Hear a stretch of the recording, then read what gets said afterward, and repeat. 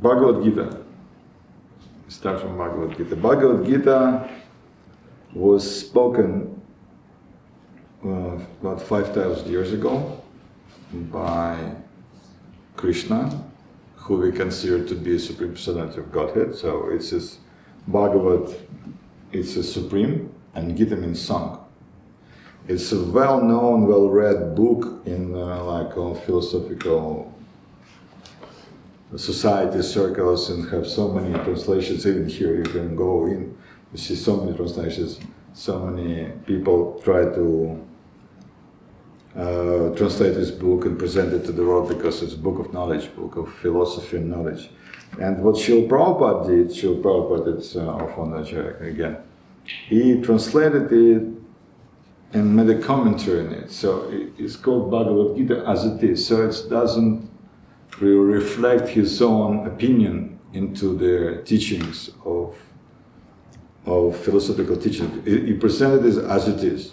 That was the idea. Okay? So I thought we start today this introduction because Bhagavad Gita, it's a part of great historical epic, Mahabharata. So it's the history of the world. It's starting from like very beginning, millions of years, and it culminates in one like a war, which we can all relate to. Is like this, and the struggle for existence, what to do, where to go. We all face with these questions. So that's Bhagavad Gita. So on this like extreme moment, they start to speak, and Krishna started explaining everything. What is the soul? What is the goal? How to deal with life? What influences us? And yeah, more or less. So we start from, this is setting the scene. It's just a first explanation. So, like this. And I will read and I explain something. If anybody have any questions or like want to know something, I don't know, anything, why I dress like this, why I have this one on, like anything you want. You could try, so, and you'll see how it goes, and it's a different ways of studying this book. I read it maybe, I don't know, 100 times, It's every time you can see something interesting, something new, your realization come true, because like this. So, yeah. Okay? Thank you. Okay, I wanted to ask something else, something more. So how do you, because it's not so many of us here, so maybe introduced a little bit, few words, how we come to know about this. Sure. On my end, it was on Meetup I was just writing spirituality on it, and then I saw the group. But basically, what made me write that is kind of seek that is, I guess, almost like lifelong, trying to find the truth, And yeah, it's been 20 years for me diving into, conspiracies and everything. And 4 years ago, I had my own book on these things, but only on the last few weeks, I realized the mirror effect of life. So now it's a huge awakening. I'm trying to understand, everything. So. Okay. My name is Eugene, and I'm very interested in spirituality, and particularly in Advaita Vedanta. Probably relates to Bhagavad Gita and also to the teaching of the Buddha, including mostly Mahayana and Chinese Chan or Japanese Zen. Okay. But in general, I'm very interested in this book because I always see in literature that it's like referenced by different authors and writers. Very nice. My name is Gia. I first heard about this book a few years ago. It was like pretty young, and I tried reading it. I couldn't really understand it. Yeah. So I think coming here will help me out more. Very nice. My name is Ankit. I'm also like self-studying Advaita Vedanta, and I was just looking for Vedic study groups, and I reached out to Igor. I saw Toronto Theosophical Society. They have like Vedic study group, but unfortunately that is you only conduct in Russian. Yeah. But then he introduced me to this opportunity, and a few months ago I actually restarted reading Bhagavad Gita again, and I've been stuck at a particular chapter, and I thought this is a good opportunity for me to actually come here and see another perspective, learn more about things, and like uplift myself in the spiritual journey. Hello, my name is Anna. I learned about this group from Theosophical Society chat in WhatsApp because I'm a member of the Toronto Theosophical Society and visited other groups. So I'm interested in learning different aspects of spiritual sciences, and I was trying to read before Bhagavad Gita, but it was difficult, so I stopped. So now I try again. Okay. Maybe it will be easier. Okay, I see that. Yeah. The first time I took Bhagavad Gita, also I read it all night, and I understood this is like really amazing, but I didn't understand anything. Really like nothing, but it was very convincing. This book has something to offer. So Srila Prabhupada presented it here, so it's very important to learn Bhagavad Gita from the devotee, from somebody who practiced this knowledge. So this knowledge comes to the cyclic succession. It's like we started from Krishna and to different teachers. So without they not didn't make any interpretation to it.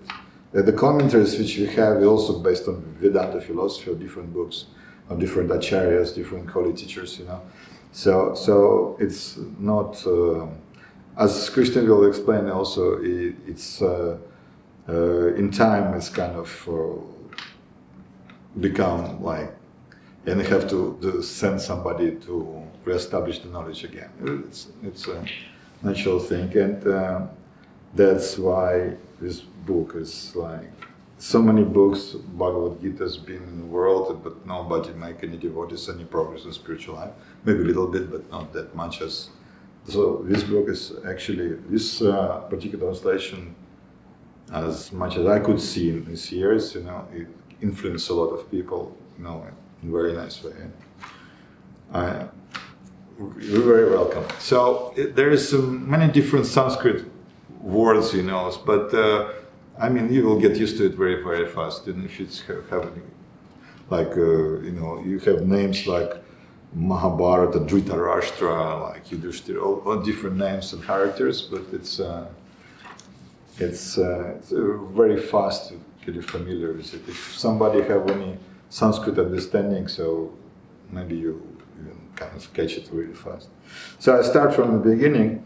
It's setting the scene. So it's a warfare. It's also widely published and read itself. Bhagavad Gita originally appears in an episode of Mahabharata, the epic Sanskrit history of the ancient world. The Mahabharata tells of events leading up to present age of Kali. And it was at the beginning of this age, some 50 centuries ago, that Lord Krishna spoke Bhagavad Gita to his friend and devotee Arjuna. So, age of Kali. Anybody knows what Kali means? Age of Kali? Kali, there, as Mahabharata goes, as history goes, different ages is like a different seasons in a year. So, in the beginning of Satya Yuga, everything is very prosperous, everybody religious. Then it's kind of degraded a little bit. It's become Dvapara and Treta Yuga and the Kali Yuga. Kali Yuga, we call it an Iron Age, the age of quarrel and hypocrisy. Like we can see, it's really, people are short-lived, they're discouraged, so many difficulties are here, and religious goes like religion life, religious meaning, it goes like really on a low flame. So it's called Kali Yuga. Yuga means age, and Kali means the age of quarrel and hypocrisy. So does it relate to? I think there is like a god or goddess called Kali. It's not a goddess. It's actually so like. Is it different or is the same? Kali. It's different, but it's the age of Kali. Kali is like a king of this age, It's like a personification. Sure. It's explained like a black guy, and he was hitting some animals and really like dressed as a king, but he was not really low born. That's like it's a personification. You can see on this there's a Kali. Yeah, so I think like you're referring to Kali, who is like killing people, right? Like have all this. Well, goddess I'm Kali. asking, I don't know much. I know, like I think there is like Shiva. Mm-hmm. And Kali is just standing on his chest, so it's the only. I know what you mean. Okay, the Kali, it's if anybody interesting. So Kali, it's one of the name of Durga Devi, Yes. who is the wife of Lord Shiva. So that's Kali means. It also means black, I think, right? Yeah. So there's like at least three, like this whole period, Kali Yuga. It's like kind of bad time when religion is very low, and then there is Radhikatma Prabhu just mentioned a person who kind of personifies this period, this age, which is a black man with some. We will probably see it later, but it's not that Kali. That's No. like a woman Kali. It's a different. They're kind of similar. Because whatever it's you're about- saying about Kali, it's a Durga. It's the name of Durga Devi. It's a goddess in India. What's Durga? Durga Devi. Durga Devi, she's personified material energy. She's like energy of matter, So Shiva is. I mean, we went to this mythology straight, but it's not what it means here. So it's a different story. If you So want. this Kali age. Kali, that it's we're an talking age of about, Kali, yes. Like it's age of Kali. It's the age of Kali. It's have nothing to do so with did Kali it as end, a or goddess. it still continues now? It started 5,000 years ago and it's going for 435,000 years. So we are in the very beginning. So It's going to be worse. it just started. It just started. just started. Yeah. Didn't you say it started like 5,000? 5,000 years Yeah. ago. How is it 5,000 years ago just? You see, the time factor is very kind of, from our perspective, it's like this, but it's actually unlimited. Comparing to as we billions of years. compare, just- yes. So it's the time is time. Kalos Minas, but Krishna is, but it's eternal time. So 5,000 years in a universal clock is really little. So it's So we're still in this in the time beginning. now. Yeah, so it's also Krishna explained in Bhagavad Gita there all these ages. So we will explain about it. And Kali Yuga, it's going for 435,000 years. 37. 37? Yeah. 437,000 years. So it's like a winter of the universe. So it's like this, and we have 5,000. It's a little bit esoteric, but it doesn't It's really. time of depression, like you said. It's like- degraded, but now it's we have a good time actually, and it's easier to practice spiritual life actually. Because in previous ages, people were more religious, and the practices were more difficult. There's the same result in Kali Yuga because the God is very merciful. They want everybody to realize themselves, and the path for self-realization has become easy here because it's more difficult. The circumstances is more difficult. So if somebody interested in spiritual life in this kind of circumstances, they're in a place, in a time where religion and spirituality are very much hidden, so you get a special kind of mercy, so you can advance really fast and easier. So, because we can see, it's not so many people interested in spiritual life, like this. More probably, if you've got a new movie or something, it's much more people there, So that's why we are very glad you came. So like this, okay? So Kali Yuga started 5,000 years ago. Also, I think Judaism started 5,000 years ago, more or less. So it's it's a new chapter of this kind of religions. Okay. So, as it says, as Srila Prabhupada explaining here, Lord Krishna spoke Bhagavad Gita to his friend and devotee Arjuna. So it's not just it's spoken to everybody. You want to speak to somebody who can reciprocate with you. It's not just the teacher have to be qualified, student also have to be qualified and open. In this way, the knowledge is properly received. So we need to have a certain amount of humility and desire to understand. So even the teacher is probably my spiritual master is more qualified to speak with me, but since I'm not trying to present my own ideas, I'm trying to be transparent. So even I can speak and people can understand. You see, like this. So the discourse of Bhagavad Gita, one of the greatest philosophical and religious dialogue known to man, took place just before the onset of war. A great fratricidal. It's because it was a war in a family, more or less. So fratricidal, right? Pronounce it properly. Fratricidal. You know this word? Okay, so it's not really me. I know what it means. It means, it was brothers against brothers, and it was in a family. So it's fratricidal. Conflict between 100 sons of Dhritarashtra. Dhritarashtra was a king, and he had 100 sons. And his firstborn son was, his name was Duryodhana. He was a king. And he was not really very pious. He was like a person, like a friend of Kali, like this. And another opposite side, the cousins, the Pandavas, the sons of Pandu. So we're talking about dynasty of kings, emperors and kings, like this. Few pages explaining what's going on. So I can explain it in my own words. So it was a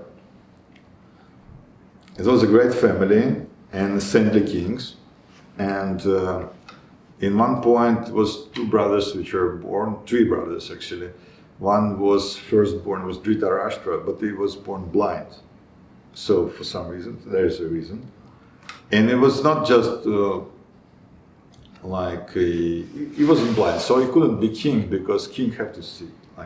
But he was very powerful, very saintly personality, And you have a brother Pandu, who's younger brother, who was very, very religious and very special. But he died when he was young. So he only have 5 sons. So his sons were devotees and religious people and very saintly personalities, and they supposed to be inheriting the kingdom. But the sons of Dhritarashtra, especially his firstborn Duryodhana, he was very envious for some reason. And his father was very attached to him because his son, it's a family. And there was so many intrigues and so many which come to the moment of fighting to the war. So the Bhagavad Gita, as you can see here, it's like chariot and Krishna and Arjuna is there. So before the war, Arjuna, who is one of the good guys, you can say, five brothers, he is the greatest warrior in the world. Like nobody can defeat him. He's the greatest warrior, you can say. The American army would just vanish, just before one person. Seriously, if you read this, it's amazing. The Vedic culture explains this as Dhanurveda. It's a knowledge of warfare. It's more subtle now Now you have rockets and different stuff like this, you know, like drones and whatever. It's just very gross. Before it was more subtle. It's mantras, which purified sounds, arrows, which is expanding, you know, so many things. Maybe a little bit esoterical for, but it's like this. And and in front of Arjuna was his more or less family members, his cousins, his grandfather, and they have to fight. It's a religious war. It's a war for dharma. It's a war to reestablish the principles of religion, the peace in the world. There was so many people there, you know, like demonic kings. You have to fight. You have to defend the it's called dharma, the religious part. So, but he didn't want to kill the people, you know. He was really, really like a pious person, and especially his brothers and family. So he started asking, why I have to do this? Why I have to fight with these people? Why can't just renounce it? So they come in the middle of it with Krishna, and he surrendered to him as his disciple, not just a friend. He started asking him questions, and this is a dialogue, and everybody listened to it. And his dialogue was about, this is 500 verses, so it's like maybe an hour in Sanskrit, you know, so everybody listened to it, and then understood his proper position, his proper consciousness, and which kind of we have to fight and deal with everything. You start fighting, you know. So this is Bhagavad Gita. So before it started, this was happened. So they come. So Dhritarashtra and Pandu, as I explained, were brothers born in the Kuru dynasty. Kuru dynasty is the dynasty of their son. No? Okay. They all were from Kuru, essentially. Kuru dynasty. Descendants from the king Bharata. Bharat, it was the emperor of the world before. So India is called Bharatvarsha. It means like all this land was called Bharatvarsha. So he was the emperor of the world, and this is the dynasty. The former ruler of earth, from whom name Mahabharata derives. Mahabharata, so it's King Bharat, and Mahabharata, Maha means great, so it's a great history of Bharata. You see, because Dhritarashtra, the elder brother, was born blind, the throne was otherwise would have been his. The throne supposed to be his, but because he was blind, it was passed down to his brother Pandu. Then Pandu died at an early age. His 5 children, so now it's names: Yudhishthira, Bhima, Arjuna, Nakula, and Sahadeva. Those 5 brothers. Okay, came under the care of Dhritarashtra, who, in effect, became for the time being the king. So he was a king for the time being. Dhritarashtra, and he was taken care of because the kids were young, you know, so we grew up together. You see, that's what's happened. So the sons of Dhritarashtra, sons of Dhritarashtra and sons of Pandu grew up in the same royal household. Both were trained in military art by expert Drona. Drona was his teacher, and counseled and revered by grandfather of the clan Bhishma. So many teachers they have. Bhishma was also a great personality. So it's a family affair. Okay, so yet the sons of Dhritarashtra, especially the eldest Duryodhana, hated the envy and envied the Pandavas. And the blind and weak-minded Dhritarashtra wanted his own sons, not the sons of Pandu, to inherit the kingdom. So it's an intrigue in the family. But Dhritarashtra was also a saintly personality, but he was his weakness. He was very much attached to his son. And whatever, you know, the father and the son, you know, like, whatever he does, he kind of say, okay, it's my son, it's okay, etc., etc., etc. You know? So from very beginning, we can see another dilemma which we face in every day, you know, attachments to the family, attachments to the children, you know, which is actually it's also could be a problem, like as we can see that. And this is extreme examples of in our life as well. This is extreme examples which we can face in our life, like attachments, for example. This and it kind of this blindness was not just blind physically, but also was blind towards their emotion to his son. So if you could say no, you cannot be king, you have to.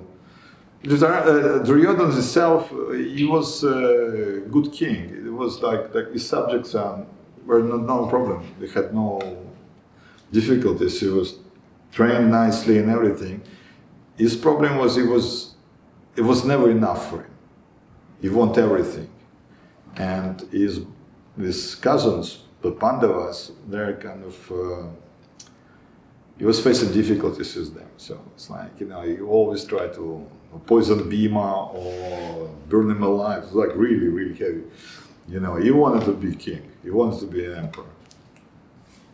Even if he wouldn't be an emperor, he would be just living like a royalty, but it was not enough. So the greed, again, he was very greedy and very envious.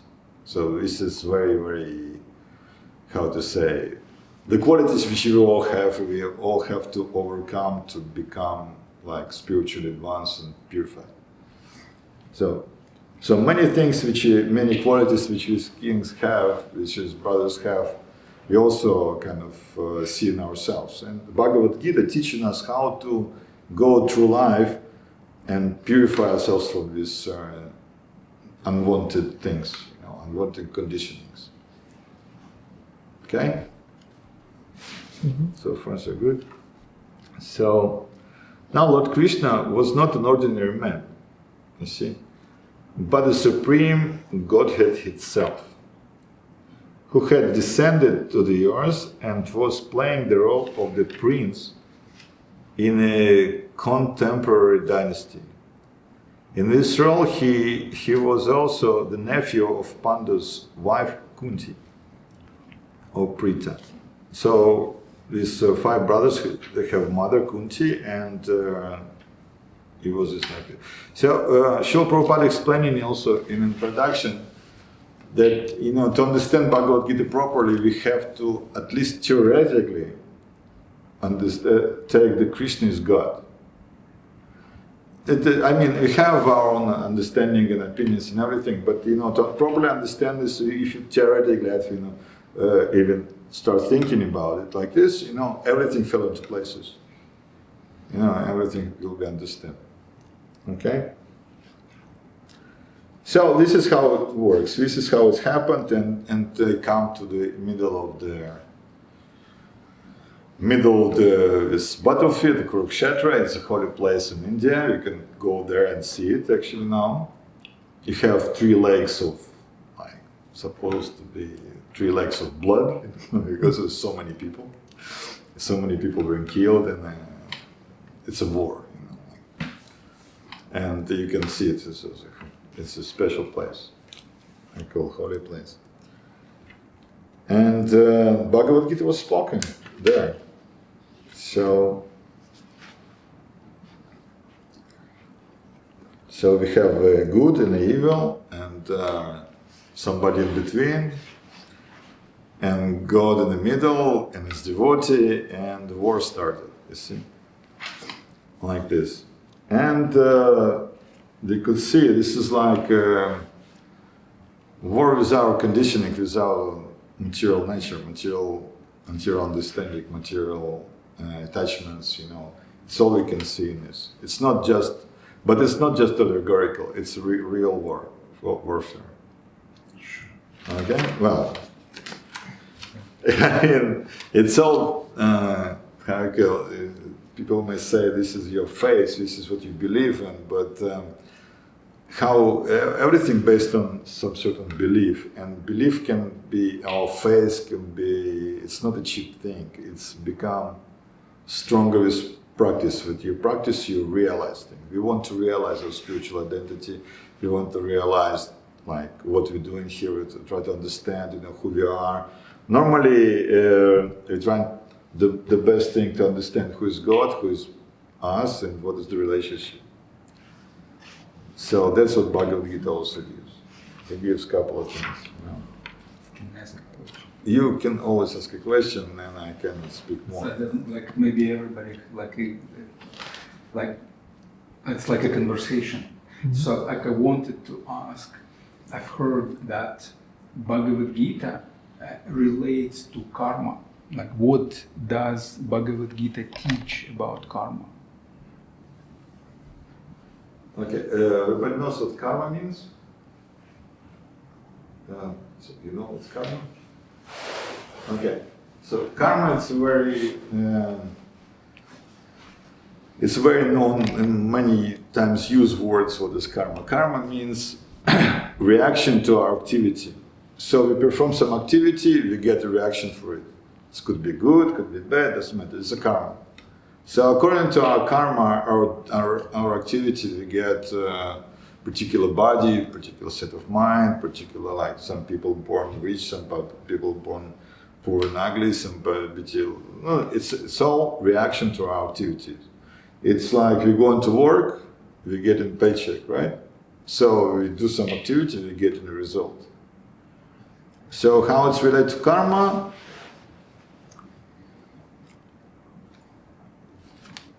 Karma, you see, every individual personality has his own karma. So we do something, we get a reaction. So if you do something for Krishna or for spiritual realization, we're becoming free from karmic reaction. Because it's like the karma is belong to material world. It doesn't belong to the spiritual plane at all.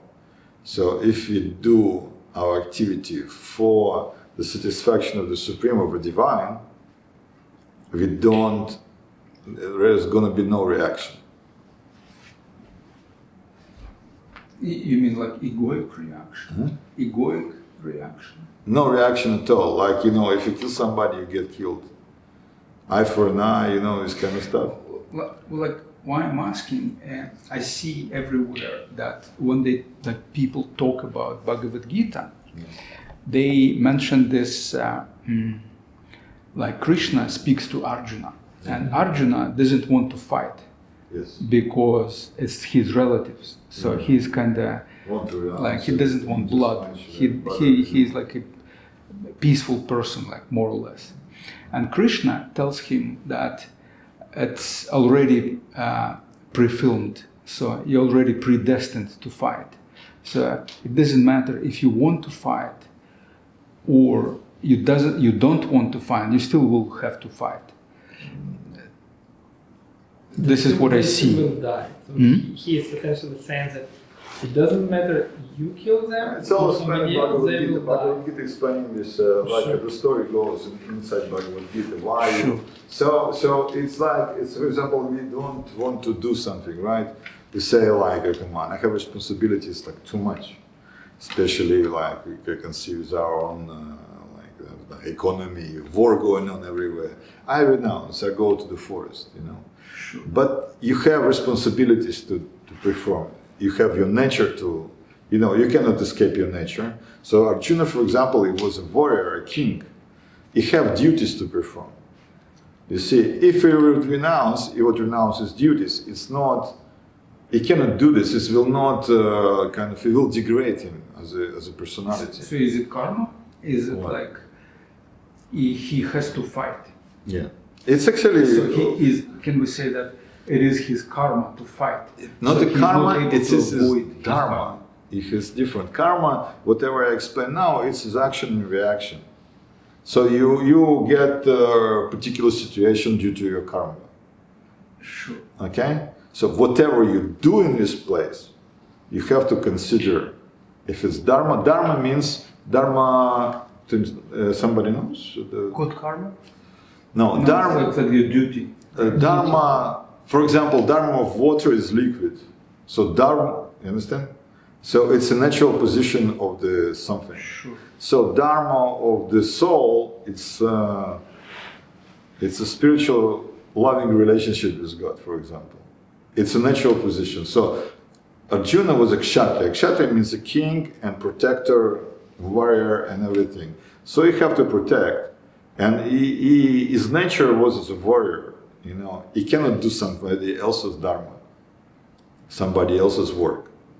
So even Krishna explained Bhagavad Gita to perform somebody else's work, somebody else's natural activity, somebody else's dharma, it's very troublesome.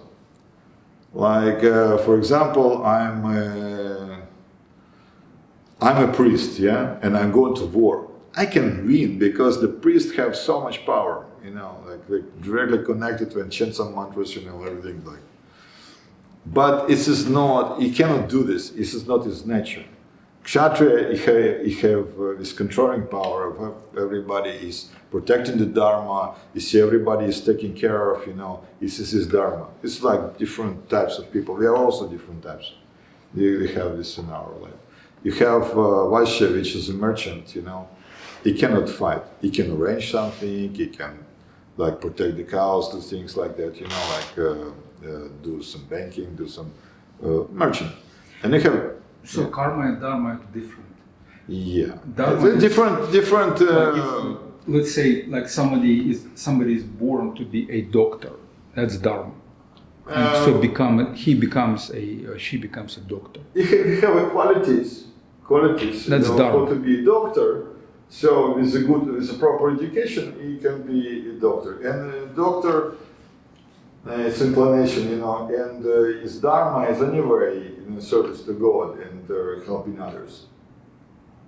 So maybe I can throw it. So when you're born, you're kind of easy to understand the concept of dharma when you have a profession. Like if you're a doctor, your dharma is cure people, right? You need to help people, and even this like a they take this oath to help people, but whatever, no matter what. If you're a policeman, your dharma is like perform your duty. Like if you see that something is going wrong, you need to report it. But if I decide to take dharma from a policeman and I will see like somebody on the street and I will like check his document or like see car goes through the red light and try to play policeman job, that would not be a good idea, right? It's not my dharma. I should not perform these duties. So dharma is something that you should do by design. It's either your job or how you was born or like material stuff. Normally this word dharma is more related, yeah, it's exactly what you said, you know, it's like it's your natural inclinations, it's dharmic activities, but dharma, it means, you know, more into the religious relationship in development to your spiritual identity. It's your dharma, we call it sanatan dharma, or eternal dharma, eternal relationship. Well, I know in the Buddha teaching, the dharma means the teaching of Buddha. It's like synonym, like not in Hinduism. No, dharma is a Sanskrit word. It's Sanskrit, so sure, but it's a slightly different meaning. Like as far as I understand. Okay. So now, like in Vedic culture, dharma means your original position, your eternal original position. I remember it was like. Karma also like karma there are like the four karma aspects. Yeah. Dharma, karma, artha, and moksha. Oh yeah. So what is the number 3? Artha. Dharma, artha. What is it? Dharma. You perform your religious duty. You from this dharma artha. You get artha. What is it? Artha.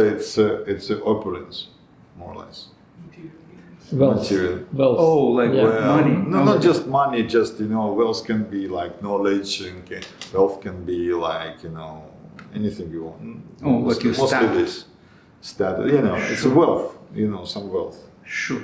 Okay, dharma, artha, karma. So from wealth come karma. Karma means sense gratification, more or less. Your enjoyment in material world. And moksha, because you cannot satisfy yourself, so you want liberation, moksha.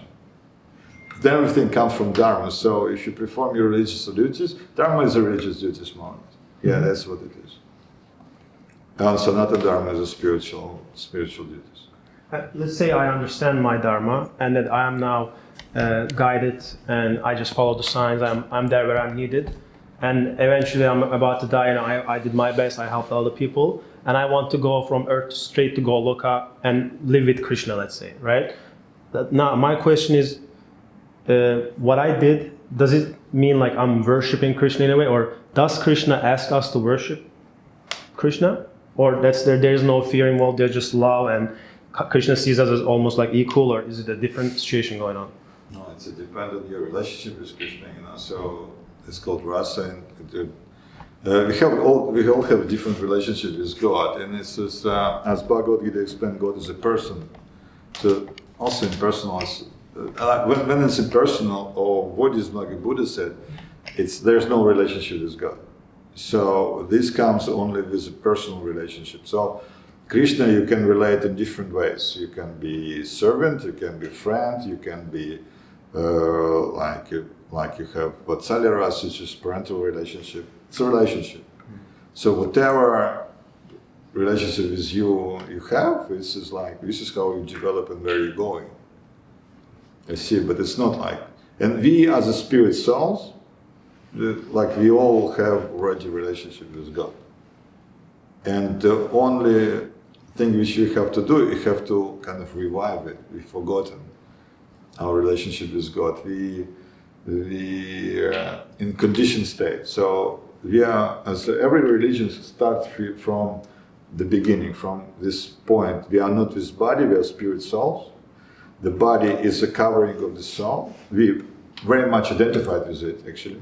I'm a man, I'm a woman, I'm like black, white, Indian, I was born in Russia, and I'm a Jew, you know, like, and I'm a Hare Krishna, so I kind of lost it in the way, you know, like my identification a little bit, you know. So, but we identify with the body, you know, like I'm a father, I have kids, you know, so I'm all thing, you know, like whoever, you know, it is.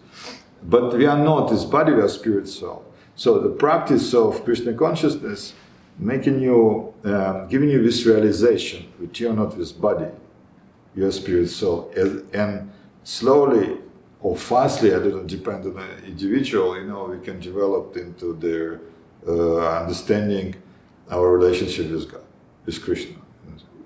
We call God Krishna. Krishna means all attractive person. So this name is mostly like in a personal way, like presenting you God in his fullness. You know, Krishna. That's why Krishna. We have many names in different traditions, and even in Vedic tradition have like God is unlimited. They have unlimited names, and mostly the names are given because of his relationship with souls, with his devotees. Govinda and Gopijana Vallabha, different ones. So wherever we're going, if it's the Goloka or here or whatever it is, it's all up to you, up to your development and practice. Like this. I want to share some thoughts when you talk about the war, and it's like we hear in the history 5,000 years ago and now.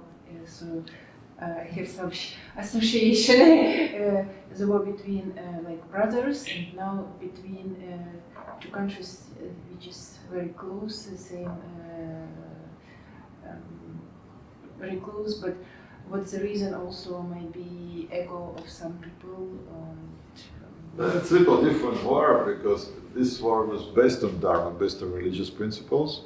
These wars which we see now mostly based on the, like egoistic like desires. I mean, it's not really a religious war. Yeah, and you said before no reason, and now also the conflicts in material world is full of conflicts. It's always going to be wars. It's always been wars. You know, always somebody want to like think there is very powerful and happy. And you have another book in Bhagavatam, it's called Ishvaraham Aham Bhogi, Shadavan Balavan Sukhi. So now I'm powerful and happy and I conquer everybody and this is my enemies, you know, it's all, then I will kill them and I will take this, like, you know, on the name of the, I don't know, like nation and society, whatever it is, whatever money normally here now, so many. But this is all material designations and material desires. You know, people want to enjoy and control, I and mine. So that's why the war started, and it started maybe without any like external reason, but this will happen. You see, it's like it's compared to the forest fire, which starts from I don't know, robbing from one wood to another, like this. So without any reason, you have these two countries which start fighting. I'm from Israel, so it's like I was born in Russia, but like we moved to Israel when I was a teenager. And also so much hatred and ambitions, they're always fighting, it will never stop, It's like, and there is no reason, it's so much facility, so much resources in this world. People, it's just because of the greed and misidentification with the body, it creates so much trouble. You see, if you understand we are not this body or spirit soul, there is no Ukrainians or Russians, it's like we all spirit souls. There is no, I don't know, like Jews and Muslims, there, Palestinians, it's all spirit souls. On this basis, it can be peace, but because it's not really the rightful place for the spirit soul to be in. We are spirit soul in material body, in material world. Everybody trying to enjoy, nobody is successful. Why? Because we are not in our natural position. It's a dead matter. We are living entity. It's like fish out of the water. You take fish out of the water, whatever you have, how much facilities you have, you will not be happy and successful. So it's like that, So the only thing to be happy, and everybody looking for happiness, is to realize our eternal position as the spiritual being, and if we, in this way, I think could be real happiness and peace. Otherwise, we always find somebody to blame. I seen they make a cartoon when, like, I think in Israel they make this cartoon which all of a sudden all the Jews have disappeared from the world. It's like computer predicted. I mean, it was so funny. And people in the beginning it was like, so everybody like who had become happy, but then they started to say it's all their fault that they disappeared, and they start fighting with each other. It's like it's just a different designation, like this, So Srila Prabhupada presented that we are not this body, we are not Jewish or American, so we are spirit souls everywhere. In this platform, it's just kind of, it goes beyond karma, as you understand. Beyond is akarma, vikarma, akarma. Yeah, akarma. When you put in Sanskrit language, it's become like opposite.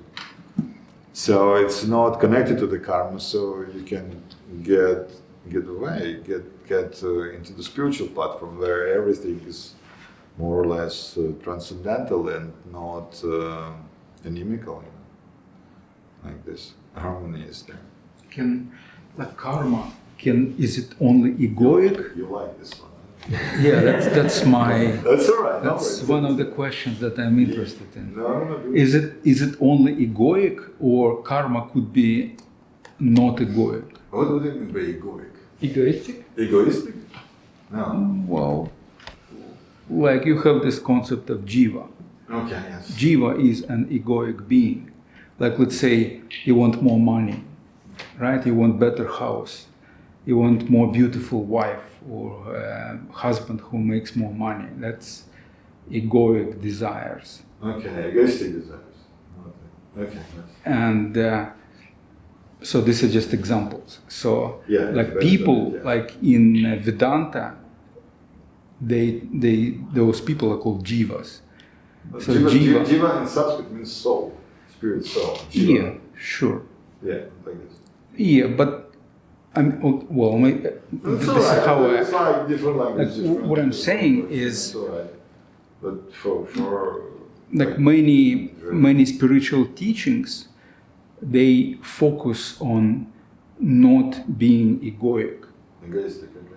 Like, for example, Ramana Maharshi, his teaching mostly is no ego. Okay. So ego. So karma. Karma is different thing. Karma is action and reaction. So It's a reaction. reaction is egoic or not necessarily? Yes, it's egoistic. It's totally egoistic because what is ego? Ego means in Sanskrit is ahankara. So you have a real ego and you have false ego. So false identification. So ahankara, your false identification, we identify with this material body, with this material mind and intelligence. Yes. So the real ego, real identification, we identify with the soul, which is servant of God. So then, no karma. Sure. And then, till we identify ourselves with the body and everything which relates to the body and the mind, it will bring reaction. Reaction means karma. Well, reaction, you say, like let's say, an example. Let's say you take a Good or bad, it means it's reaction. Take a flower. Flower does not have ego, right? Like a plant. Yeah, I'm So, such a nice flower- I'm beautiful, I smell No. good. I'm just saying. I'm not saying like metaphorical. I'm saying just a flower. Flower grows, right? Like at first it was like a little one, like a petal, and then it grows. Yeah. So it's like a karma, and just. Yes. So is it karma? It's a reaction. It's a karmic reaction. What is reaction here? Okay, explain. That's actually a good question. Oh my God. It's actually a very good question. Very good. You understand the concept. The karma, you generate karma only in the human form of life. Human form of life giving you ability to react, to understand, to act independently. It's have higher intelligence than an animal or plants or like birds who have all these species of life. These other species of life, they're getting the karma, they're getting the reaction. They kind of working on reaction, like this. You're accumulating karma in a human form because of this higher intelligence. So in this form of life, in human form of life, you can ask questions: who am I? Who is God? Why am I suffering? Or not? Or just act as monistically just enjoying yourself. So that's the difference between. So when you're in the human form, you kind of working, and then you get a reaction. This can be spiritual, can be get rid of karma, or you can kind of get into the circle of birth and death and pay for it. So the rose, it's already paying. So you did something, not you, we did something, if we get different births, we pay for it. So reaction, you mean like a result? Result of the activity in the human body. Like when I hear reaction, it's kind of like if someone, insults you in subway, you just react. Yes, exactly. So this is not that. Or Exactly. is it that? Yes, if somebody insults you, you get a situation which is your reaction on your previous activity. There is the karmic reaction. It goes in 4 stages. It's a seed, it grows, it's like plant. Like this. Sure. Okay. So when somebody insults you in the subway and you react badly, you planted a seed. Sure. It starts growing and then it gets fruits. I don't know, somebody give you hit in the head or whatever it's happened. It's that. So the situations present itself and it's up to us how we react. If we learn something from it, if we react badly, if we fill up with anger, it blinds us, for example, and we react badly, we planted the seeds and it grows against karma, more reaction, like this. So it's very, very intricate.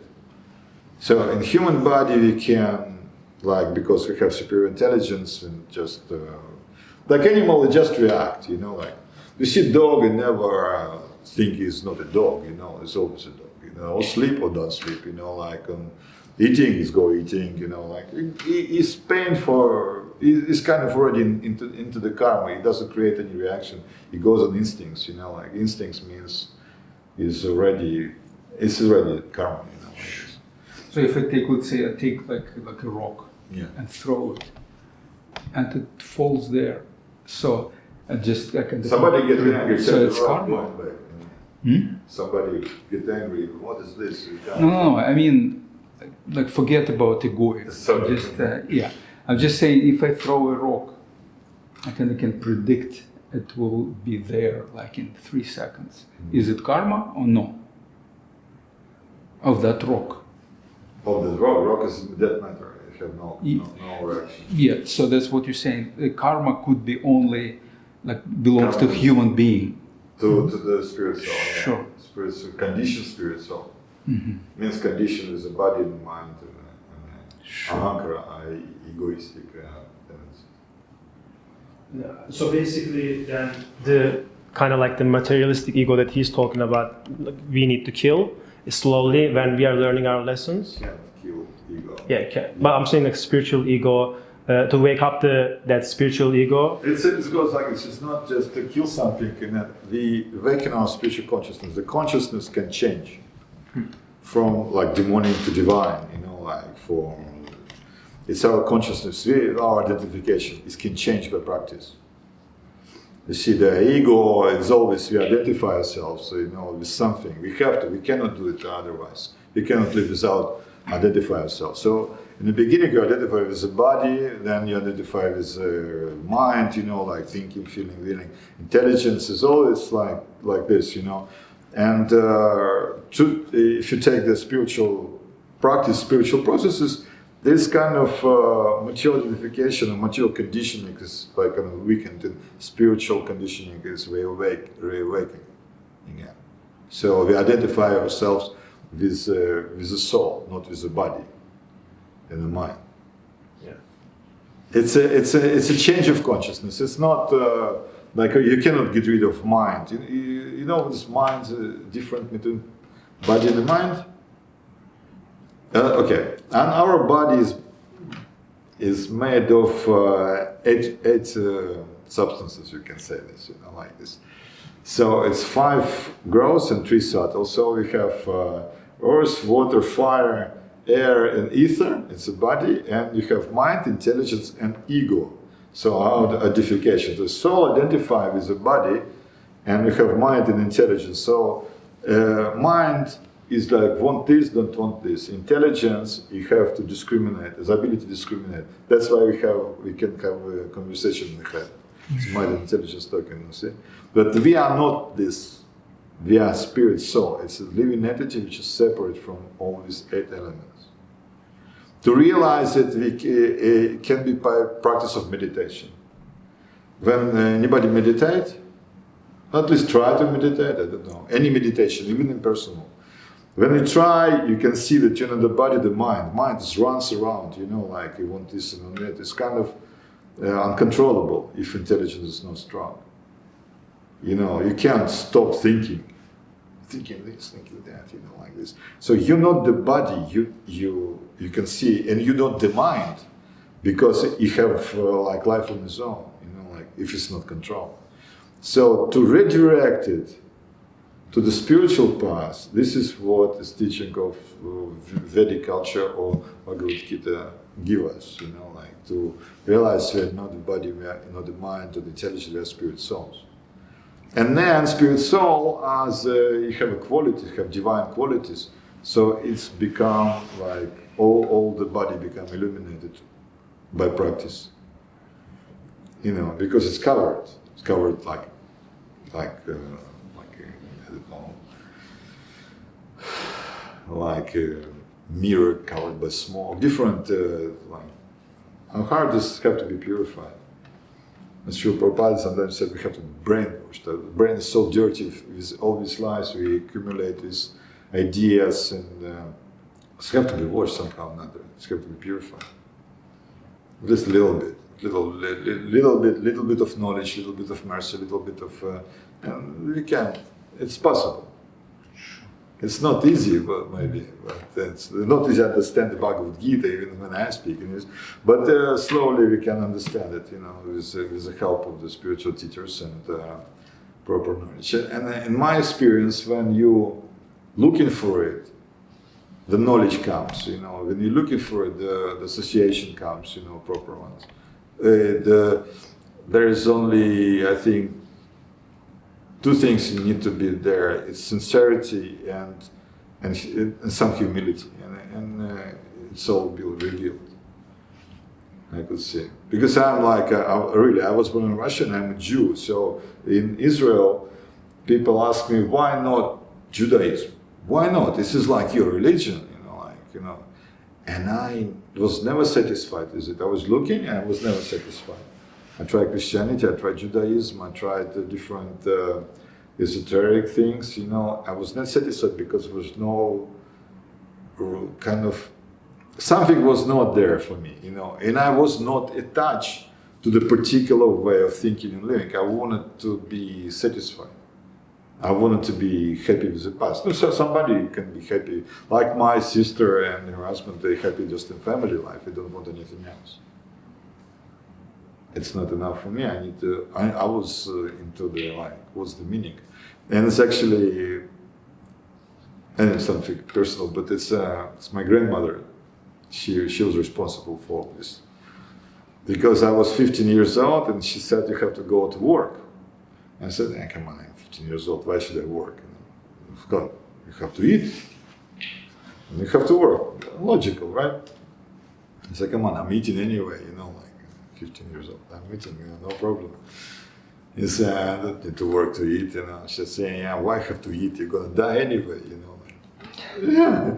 So I said, why are you right?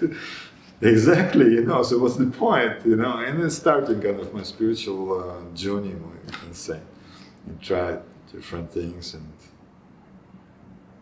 I don't know why I ended up in this kind of tradition. But it was the culture of Vedic culture was very appealing because it was like the best music. It's very elaborate, We have like a music tradition is amazing. It's really like nothing can be compared to. It's not that you don't have great musicians, but the knowledge of it, the structure of it, the reality of it was amazing. The food. I mean, Jewish. Did you ever heard about Jewish restaurant? Nobody heard about it, Nobody would go to Jewish restaurant. what they offer? No, nothing really. Maximum you can get Italian or Chinese. Or this is kind of some culture in it. That Indian.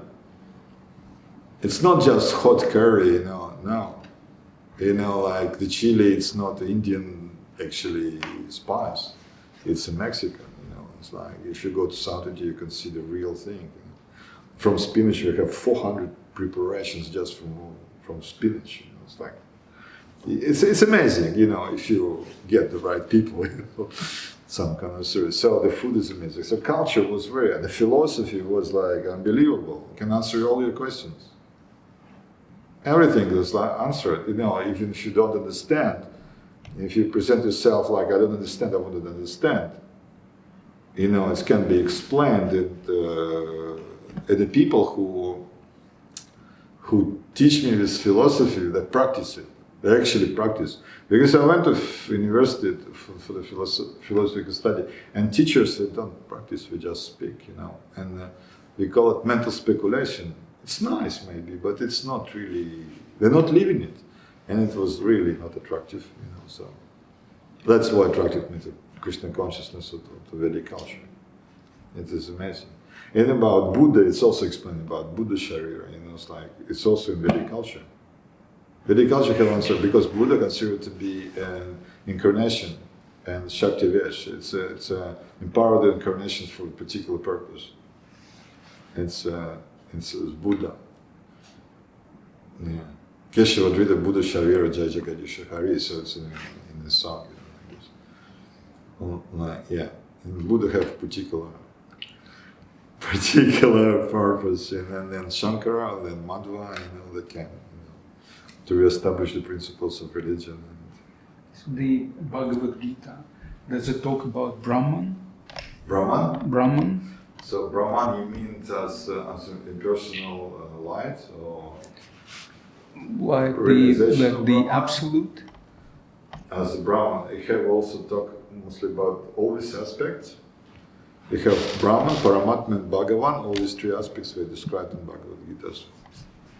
not just Can Brahman. you talk a little about Brahman, like your understanding, maybe not necessarily from Bhagavad Gita? Okay, I can give everybody understand what this Brahman means? No? The light, right? Like kind of Well, God. okay, there is everywhere. an understanding of impersonal effulgence, which is in some traditions considered to be the topmost thing which is going on. So we kind of, as a spirit soul, we consider to be energy, even merge into this effulgence, which is considered to be it's an impersonal conception of absolute truth. So we are energy, now we kind of condition into the body, but when we're free, we merge into the Brahman or effulgence, personal effulgence. So Bhagavad Gita explains it a different way. It's not this kind of understanding, but it is there. So you have Brahman, Paramatma, and Bhagavan. So it's just three realizations. We can compare it to the sun. So sun have light. This is like understanding. But sun also have this planet. It is more like, the Paramatma understanding, which is like personification of the light. So light is the Brahma, Paramatma, and Bhagavan. In the sun planet, you have sun god, Surya, for example. This is like Bhagavan, the supreme personality of Godhead. Or you can say that you have a light from the lamp, you have lamp itself. Sure. So the light or Brahman have its origin from something. Energy have always energetic. So some, like electricity have a powerhouse. So Brahman is like electricity and powerhouse is like Bhagavan is God. It's like Krishna. So this is an origin. Krishna stu Bhagavan Swayam, so origin of Brahman. Like this. So, and you have people who transcendentalists, who actually spiritually inclined, who prefer to have no relationship. It's not a great position, but it's a position. So they merge into the effulgence of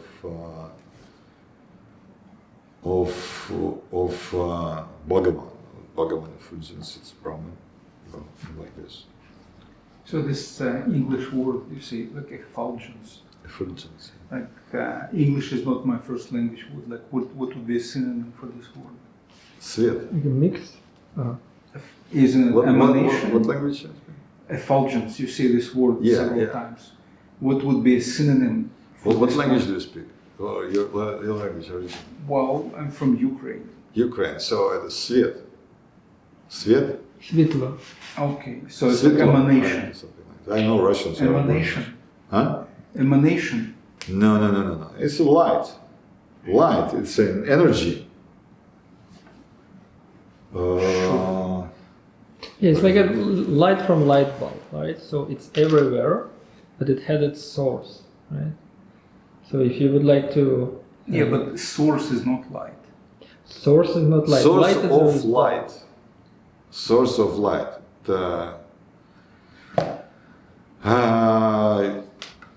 Source of energy. You have like a light bulb, you have lampa and a свет. Mm-hmm. Yeah. So свет, effulgence. Effulgence is bright. How do you say effulgence in Russian? I don't know. That's a strange word. Сияние. Oh, okay. Hmm? Сияние.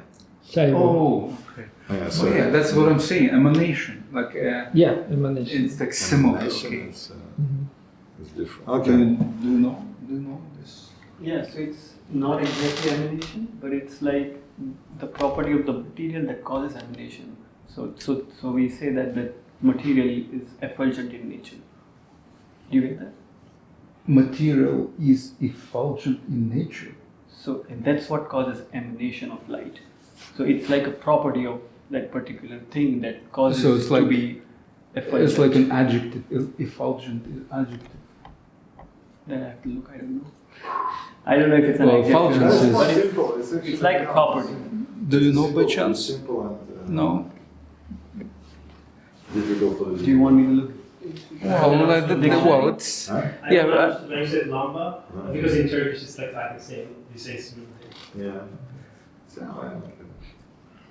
So this, like how I So saw. Brahman is a fulgence, is a light, unlimited light. But isn't Very it like bright a light. source Too of bright, everything? for But so us kind of like source of light and light are two, like for me, they're two different things. Yes, exactly. So Brahman is the source. It's not light. Bhagavan is the source, Brahman is the light itself. It's an energy. Sure. It's like, you have, how you call the picture, some, I don't know. You have. No, like it's like I'm this is like not very I'm a difficult. student myself. It's Like pretty what simple. I saw is what you describe energy is like for me. What I saw, it's more like Shiva, because Shiva unfolds, or let's say Shivam. well, no, it's actually So the thing is, the question that you're Shiva, asking, if you want to, I explain what the Shiva is. the question that you're asking too is from complicated right different now, so philosophy it's not really of the point. Vedic culture. Oh, So Well, see, why, this like, is, what Advaita. Advaita. Advaita Vedanta. They were Yeah. talking not about Just Advaita. listen. Yeah, This is, we're talking about for Bhagavad example, Gita, right? Krishna, right? For example, this is Krishna, Sure. this is Bhagavan, and this is light, this is Brahman. It's Yeah, not this the is other way new around. for me. I always thought that Brahman is the source. It's So- like the origin. But what you explain is like a derivative. Like this light is derivative of something. Yes, yes. So Yeah, that's what how you say Bhagavad is Gita different. explains. I didn't know. So there are So two Brahma- different. So there are lots This of is the different schools Sanskrit. of thought Sure. in India. Sure. Bhagavad Gita, where we consider Krishna as the supreme Godhead, is a school of thought of Vaishnavism. Yes. Where what you are talking about, What school? school of, it's like a school of thought. It's like Yeah, a but school what is the of name? What is the Vaishnavism. Vaishnavism. Vaishnavism. And what you are talking about is you're talking about Shiva as the supreme Godhead. That is a school of thought which is called Shaivism. Sure. So it's two different school of thought. You are Sure. asking the question from It's Shaivism actually- Yeah, this Vaishnavism. into a study group of Vaishnavism. Yeah. So it's actually not really two schools, it's just different way of looking at it. Yes. It's also explained in Bhagavad Gita, it's kind of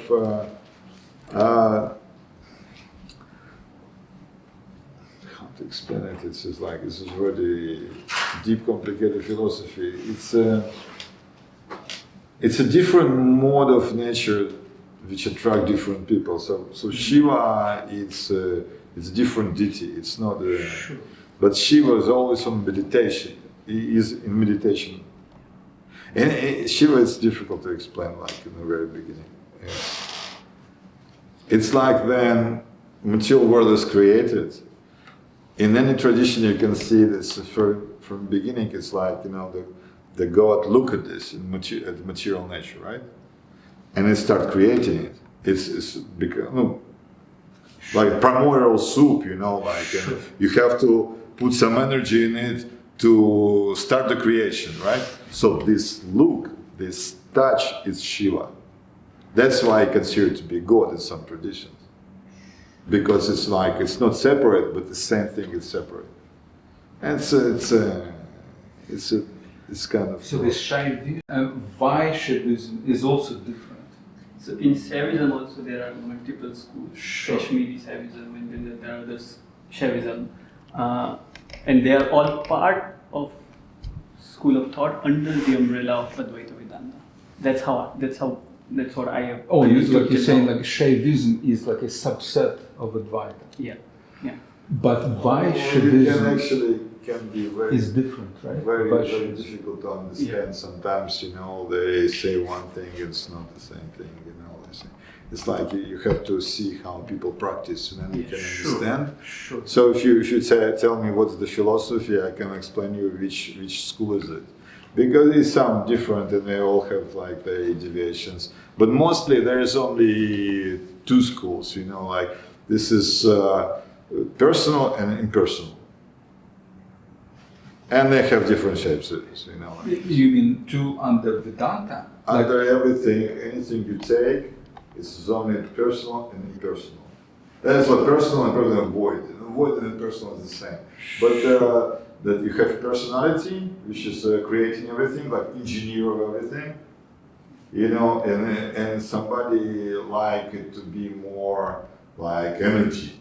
Everything is energy, and they come from energy, which is creating so many problems, but some people are attracted to it more. And unfortunately, and they're losing this another aspect, and I mean, anyway. So Bhagavad Gita is not Advaita, no? Not Advaita, like It's not. it's a Achintya Veda, As Tattva. It's he mentioned, this like is the type of it's philosophy. a song, right? It's Achintya Veda, Veda Tattva. So, but Bhagavad Gita is Vedanta. Yes. Yes, it's ABC, in Vedanta, Vedic. how many schools, like major schools? This in is Vedanta. ABC of A lot. Vedic culture. ABC. It's like explaining you what is. Like school, like the basis, right? It's a basic. We're not talking about different schools of Vedanta. We're talking about the original Vedic culture.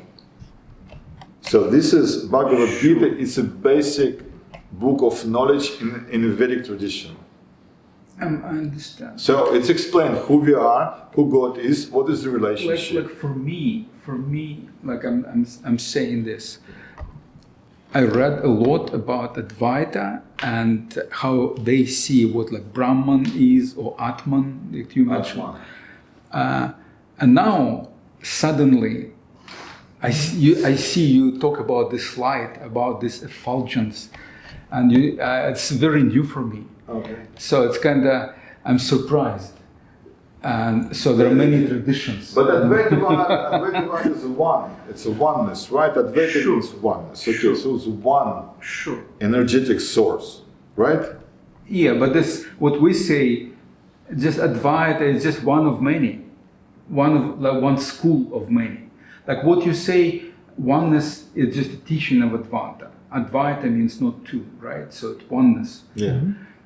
But what I'm saying, I see. I'm trying In to understand addition- what do you mean by your philosophy? This would be easier for me to understand. So what your philosophy is? What is the goal of your philosophy? What is prayojana? What is the goal? Well, it's not my philosophy. No. I'm a student. Yes. I study Advaita Vedanta. Advaita Vedanta. Now I suddenly I don't- see that you talk about effulgence. This is kind of like very new for me. I didn't know about that. So I assume that I'm so much in UB, like a beginner in this, so I don't even know like what you say. There are many other schools. But with your understanding, with your knowledge, it will be very easy to understand everything. So maybe I use a different word, Sure. because in the beginning of, I expected it very much because we have all different like conceptions of things, right? We call things differently sometimes. So in the beginning, we have to kind of understand what the meaning of the word is. Even in Sanskrit language, in English language, we have to understand. So somebody say, like for example, soul, soul. So in Jewish tradition, they think the mind is the soul. In another tradition, they think the body is the soul. So in the beginning, we have to understand what it is. Like you said, Advaitavad. I don't know what kind of school it is because now it's so much divided. So I try to understand what does it mean, like the goal of his teachings is. Or it's impersonal, or it's personal, or it's like material, or whatever it is. Then if you explain, so the Sanskrit language is very complicated, but this will fall into places. Like- I was studying yoga in university, and they say Agni is water, but Agni is fire. And they just don't know. But everybody were in ecstasy, in continue, because nobody cares anyway. Who knows Sanskrit, Sure. That for me it was a little bit strange, but I can understand what people mean, Like this, so it's not, you don't stuck to the word. So effulgence is a new word, it's like, it's a light or energy which coming from the source. So it means Brahman. Sure. In this. Sure, I understand. So in your, like you lived in Israel and you visited India and you studied there. Studied in England also. From your experience, because it's very interesting to hear from someone from this different experience. In those schools that you study, do people believe that Vedanta comes from India or from Eastern Europe? Veda means knowledge in Sanskrit. Sure. So Vedanta, it's end. Vedanta means end of all knowledge. Sure. Okay? So Vedanta, it comes from God, from Krishna, from Creator. It's knowledge about things. Yeah, but Veda also means in Veda. Russian to know, right? Yes. So that's what I'm asking, like in those schools. So they have similar, in every language you have similar, like roots. Not in everything, but in some they have. So people in those schools you visited and studied, people believe the origin of Vedanta is India or Eastern Europe? India is part of the plateau in material world. You see, it's like it's a piece of land. You see, it doesn't really matter. We're talking about spiritual world, material world. I mean historical, history is before it was as we can read Bharata. Bharata means all this Bharatvarsha, all the plateau that you have. Sure. India, it's a nice place to live. So, like, more you go to the west, they say, the spiritual people, they don't.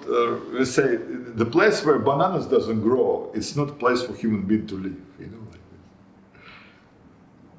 Because it's difficult. Now we have winter here. Winter is this is too much. I did experience for 30 years such a winter. You know, it's depressing. It's like everybody goes, very strange. It's not really very comfortable. India is pretty comfortable. Not every time of the year, of course, but it's pretty comfortable. I think it's comfortable every time, every season. Oh, I live in West Bengal. Now it starts to getting hot and it's like 100% humidity. So it's like 40 degrees and 100% humidity. It's pretty difficult. Sure. But, Yeah, I think I just wanted to add to this explanation. So, in that weather, even bananas are growing, it means that weather is tropical, right? So everything is growing. So people don't need to work hard to get some crops, right? Here, the farmers work hard and then they do nothing in winter. Together, Yeah, in India they can get crops all the time, right? Different crops, and they don't need to work that hard because stuff easily growing, right? So you just plant something properly and it would grow in big quantities. Here you need all this fertilization and irrigation and all this stuff. It's too much work. What's your point? What do you imply?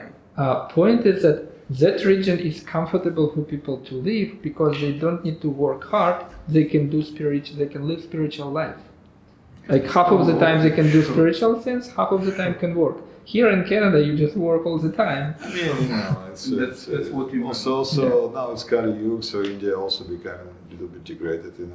It's become more difficult and stuff. Yes. My wife, she always arguing about people living in Siberia, this Eskimos, right? They live in years and it's always -40, Mm-hmm. And he's talking to her, how that's possible, we have to eat meat, why we have to get karma for it? So, it's difficult traditions of life, why you have to live there? I never understood this. I have a friend who is a devotee, he's from this region, and this is extreme, it's just very difficult to live. It's just too much. He kind of become 12 years old and said, I wanted to leave this place, this is too much. You don't have to do this, there's plenty of places. But we get our attachments, we get our conditioning, we got our family, everything, and we attach to even difficult situations. You see, it's nobody. So, but in any place, you can be spiritually conscious. You can develop your spiritual consciousness. It doesn't matter. External circumstances, you can be rich, you can be poor. Even rich, maybe, it's more difficult because it's easier. It's like you have so much sense gratification. So the poor people, they struggle, so they kind of more cling to spiritual life. Possible. But we have our one devotee who is from Ford family, Ambarish Prabhu. Yeah. Yeah. Alfred Ford is a spiritual personality. He's very much like into spiritual practices. So it's rare, but it's giving you opportunity, giving you time, giving you ability to think and develop. So. Isn't it the opposite to what you say? You say, if I have a lot of bananas, then I don't have to work hard, so I have time to be spiritual. Yes. That's what you say. That's true. But it could be the opposite. If I have a lot of bananas, I just kind of relax and do nothing. India have bananas with seeds, really big seeds, like really big ones. And you can't really eat it. Can you imagine? You have bananas in all seeds. It's always But difficult. if I live in the north, where it's harsh, it's winter, it's snow, have to work hard. Like I can, like in this way, suffer. So then I become spiritual. So that's the opposite. Yeah, well, that's a very good point. So there is explanation, like we'll maybe get to that explanation of why this world, this material world was created, like this particular planet essentially. Sure. So it has enough suffering and enough pleasure, a little bit more suffering than pleasure. So we understand that this is not the best place where we can live. Like there are probably better places, like, especially like some regions like Ukraine, Russia, there's more suffering than in Canada, right? Mm-hmm. Even without war, like it's kind of life is harder. But still, people understand that this is not ideal because there's all these mosquitoes and diseases and weather is not great. And then the second thing that this world has is spiritual knowledge. So you see that it's not ideal place, and then you have knowledge to understand why this happened like that and what's the way out of it. Right? And there's a very, like you brought a good point, like if it's too much suffering, like if you work on a coal mine, for instance, like somewhere in Donetsk, like all the life, you don't have time for spiritual advancement. If you're coming home, you are super tired, you just go to sleep. If you live as a celebrity, you don't have time for spiritual advancement, you just like enjoy your life, you have all these drinks and all these friends and everybody. So it should be somewhere in between. So like balance is somewhere in between, but there is a little bit more suffering than pleasure. Yeah.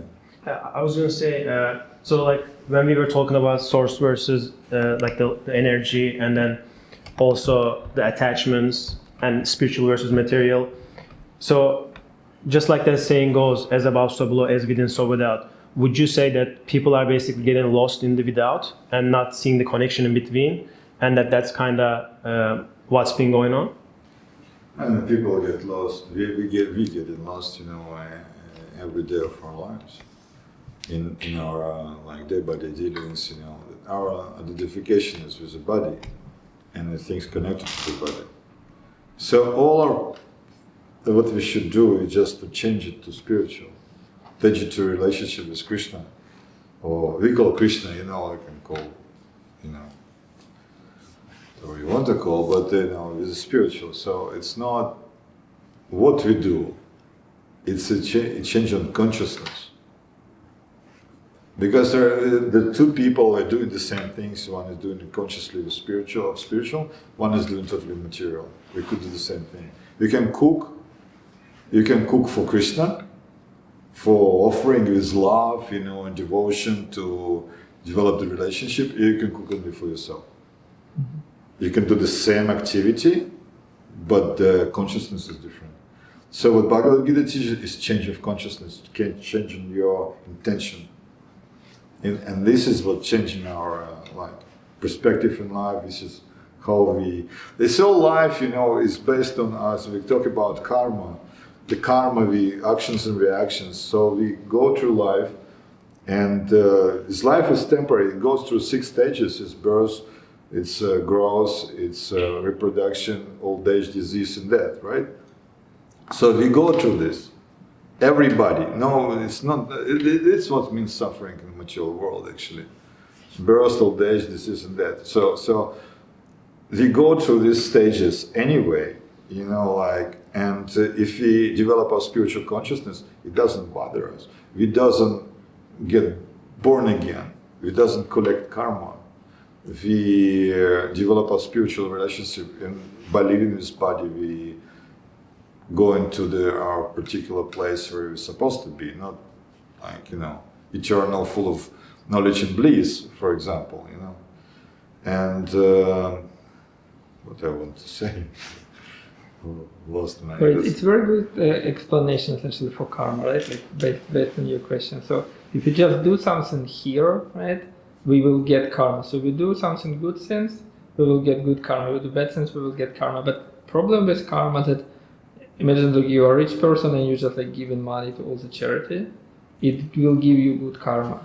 And it would attach you to this material world. Like now you need to receive all these good things. You need to live here, more lives, many lives, to receive all this money, like kind of directly. Like you give money, you receive, you will be given money.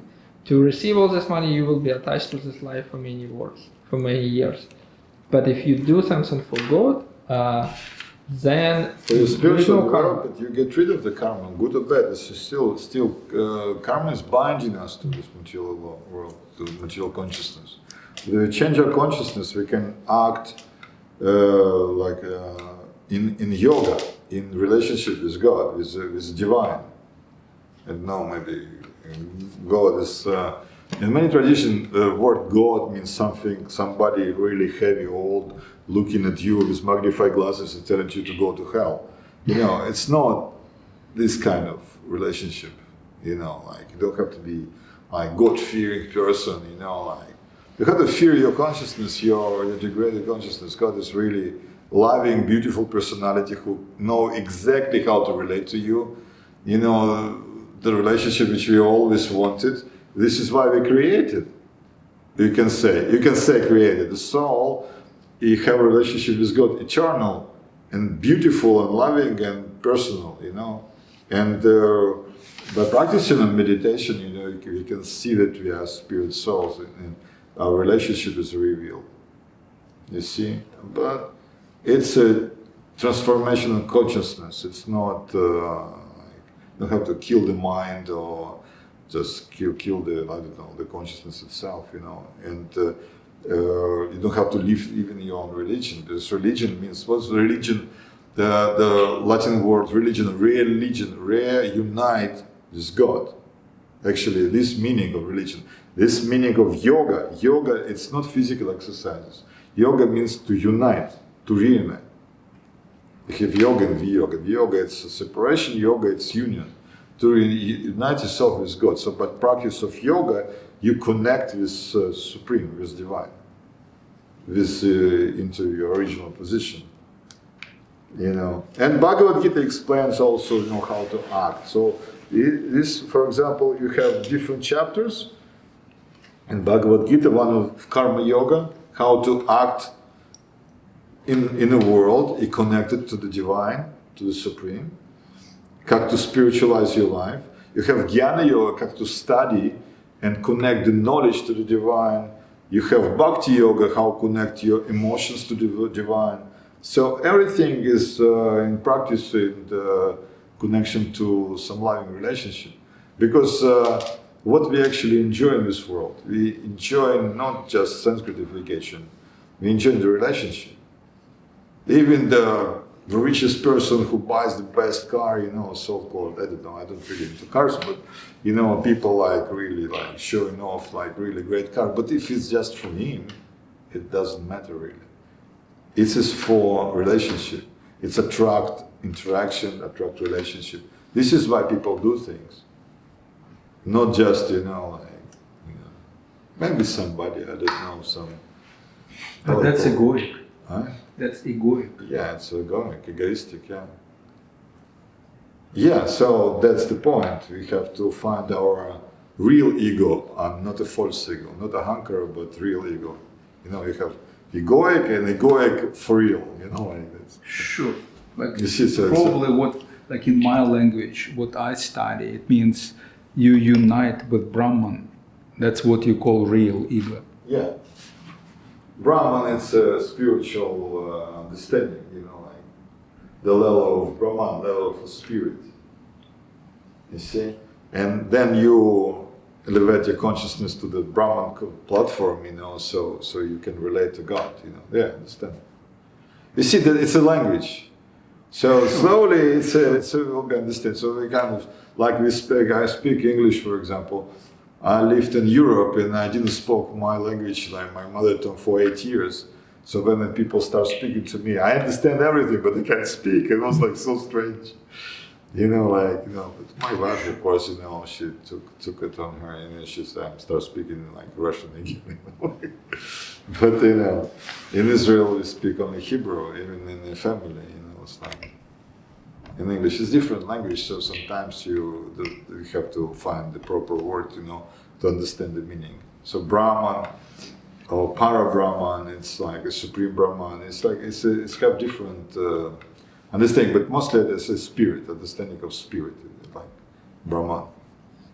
You see, this could be effulgence, we can speak of different levels of Brahman, you know, like, yeah, it's kind of, Well, this like you this. said spirit. This word spirit, like the Buddha practitioners, they have issue with that. Yeah, I know. So- sorry for that, but Buddhism is practically voidism, and the Buddha came for a particular reason, you know, like, and he came 2,500 years ago, right? Yeah, so he came to propagate ahimsa, because he's incarnation of God, so people follow him. What he actually said, he said, Astavti, leave the Vedas, leave the scriptures, just follow me, because I'm enlightened. Because he is a representative, he's incarnation of God, he have a chit potency and power, you know, people follow him and leave the Vedas. Because then the Kali Yuga entered, you know, like this age of Kali, this age of following hypocrisy entered, and I will tell you the story how it's happened, but it's entered, you know, so it's like, it's irreligiosity, the mercy is gone, you know, like people becomes really, really harsh. And on the name of the Vedas, they are killing animals. Before, it was a sacrifice, yagya, maybe somebody heard about yagyas? Fire sacrifice, you know, like we chant different mantras, and we put the cow inside, for example, in the fire. To taste the mantras, not to kill it, because it's never suffers, it's given new body, for example. So the mantras, these purified sound mantras, you heard about mantras? Anybody? Mm-hmm. Know what mantra means? Mana means mind, tra means to free from material consciousness of different things. So the testing is like, but in this age, it's forbidden to perform the animal sacrifices, because the people who perform the sacrifices like purity, like cannot. It's already difficult to chant these mantras. You know, you have to be properly educated, born in proper family. You know, all your life, you know, trying. You know, so if you chant it differently, a little bit, you know, it's bring different effect. You know, so it's not practical in this age. You know, like I could do sacrifices, but we do it as offering to Vishnu, so there is no reaction. But you know, so people were using this sacrifice to kill animals and eat the animals. You know, like it was like really like common practice, and it was like degrading everybody around. So God was very merciful and came as Lord Buddha, and his teaching is very simple: ahimsa, non-violence. And then later it's become philosophy, you know, like everything is void and everything is illusion, you know, like this. So it took people from the scriptures, tell them stop violence and follow me. Then after some time came Shankara, and Shankara said, come on, you know, he explained the Vedas in the same way as Buddha explained. So you bring him back to the scriptures, because without scriptures it's not you can't understand everything, you know, like it's like studying to be a doctor without a book, you know, without a teacher, you know. There's have to be some understanding, some kind of basis of knowledge, right? So Shankara bringing back to Vedas, explain the impersonal or Buddhist philosophy through the Vedas. Like, you can interpret it as somewhere. And then after some time, the Madhva, who explained it in a personal way, and everything comes back to normal, but without violence. What was the name? Without violence. No, the name of the person you said. Madhvacharya. Madhva. So I have a disciplic succession, like me, I belong to Brahma, Madhva, Gaudiya, Vaishnava Sampradaya. It's called Sampradaya, it's a succession. So we just come from Brahma, creator of the universe, and come down to Madhva to us. It's like this. You know? I mean, in the Bhagavad Gita itself, it explained that the disciplic succession is kind of written who is there and what is their position. It's a chain of holy teachers, so it's from teacher to student and etc. You know, it's like if you want to learn something, you go to the teacher, right? You don't read a book and become a guru, right? Like if you go to the doctor who make an operation and said, "Oh, I learned it in a book," you know, I would be very skeptical, you know, about it. You know? But if he goes to study, if there's also a professor who actually practice and everything, then it's okay, you know. Otherwise, it's really kind of... So we need a teacher. We need a teacher, and we need a proper succession, proper succession. Proper parampara, we call it parampara, from teacher to student, you see.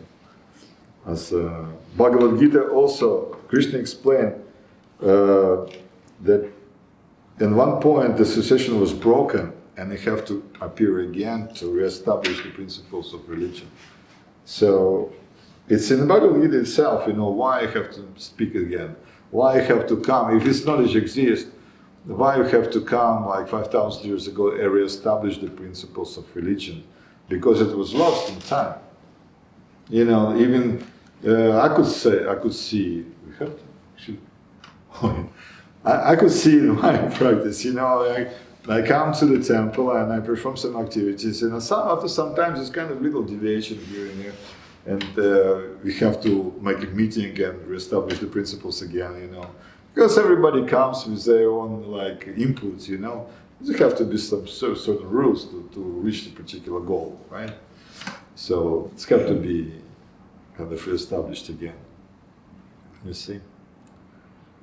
So this dharma, you have to follow your dharma. Yeah. If you are a warrior, like Krishna said to Arjuna, then you have to fight.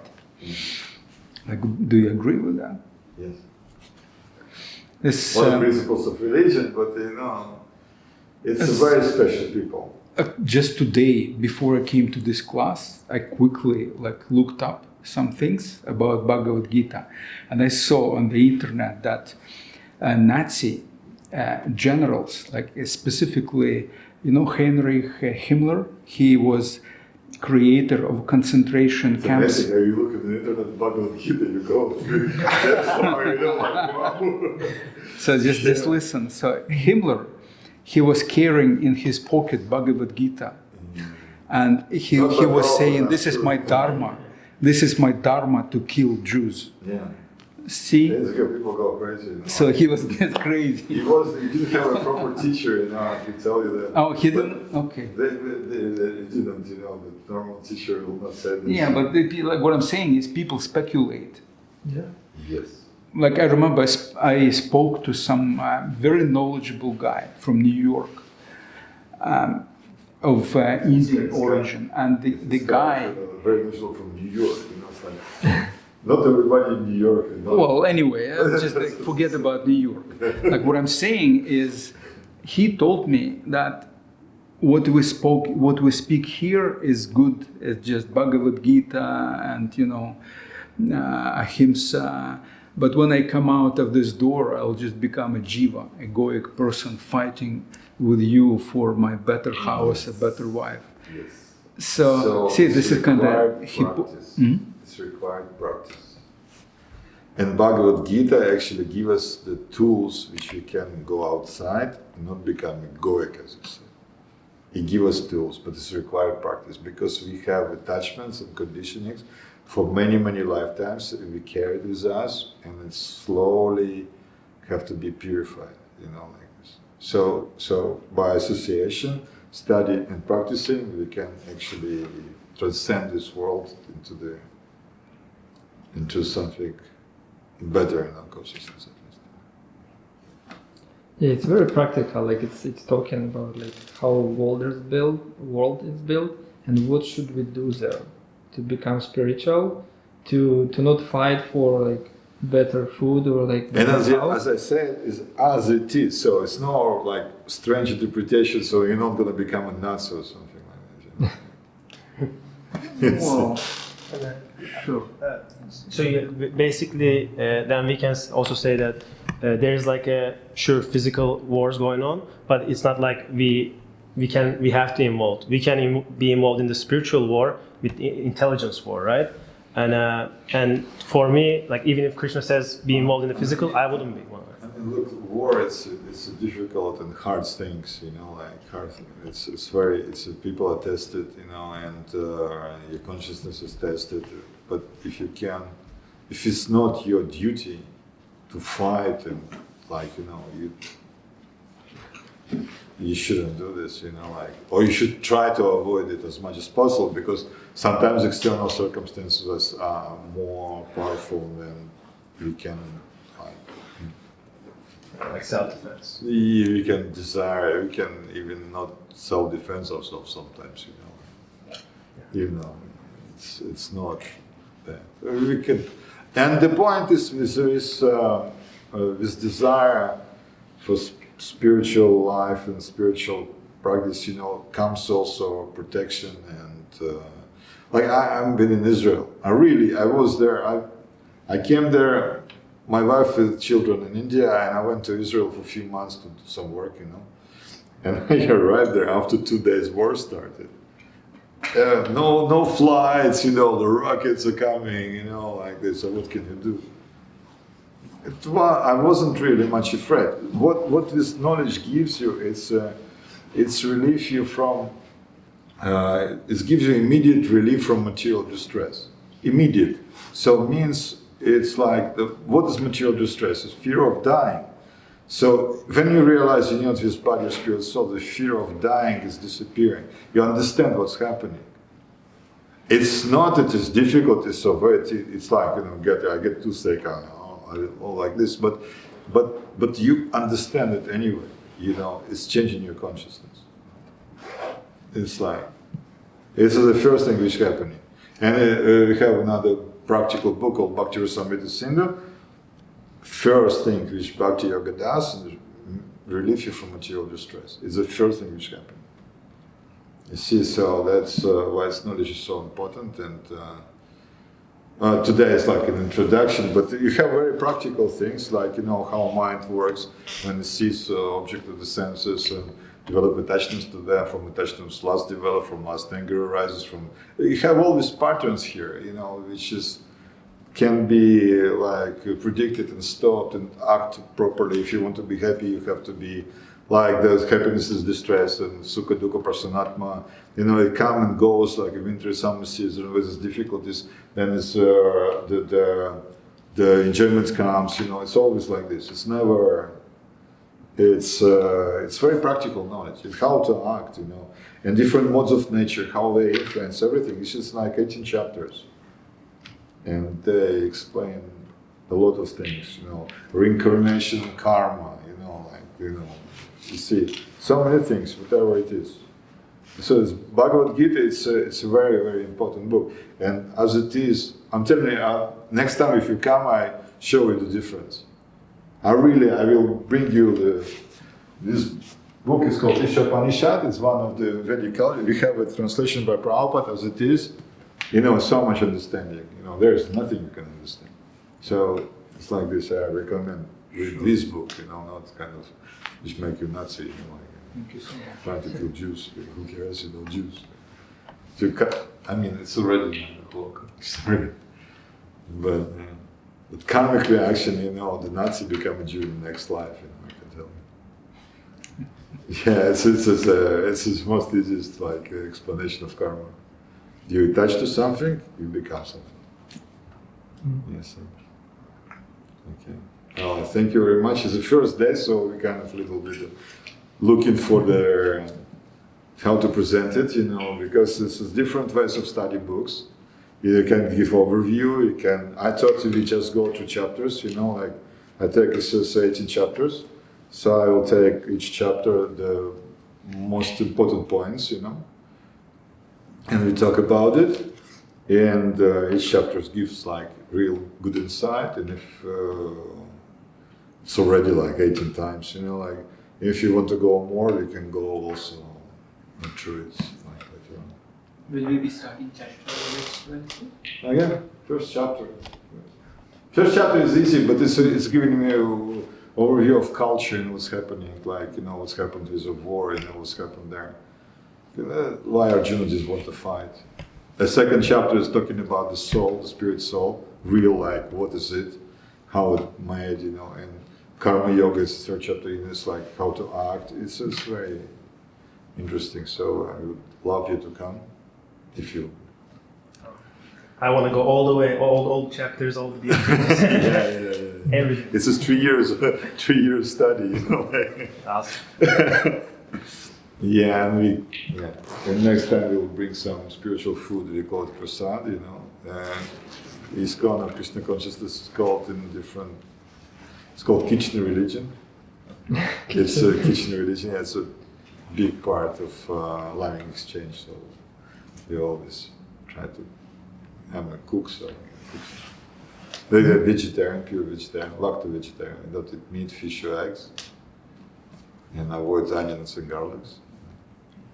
Yeah, so actually, if you would like to bring something just a little bit. So We will it should bring, not be let us bring, people come. But fruits, the best thing is fruits because it's definitely vegetarian, right? And it cannot have eggs because if you buy something like pastries or any bread or something, In Canada, it's actually very difficult. You Yeah. have to read everything. It's amazing. I'm used to it. I've been a vegan 16 years, Oh, yeah. so I'm I just know every ingredient almost. Okay. Well, But so yeah. also this, if you read what is in the labels, make you more conscious of what you do. It's actually all about the consciousness. So first we have to be conscious, and then spiritual conscious. Thank you. Okay, thank you very much. Yeah, thank you very much.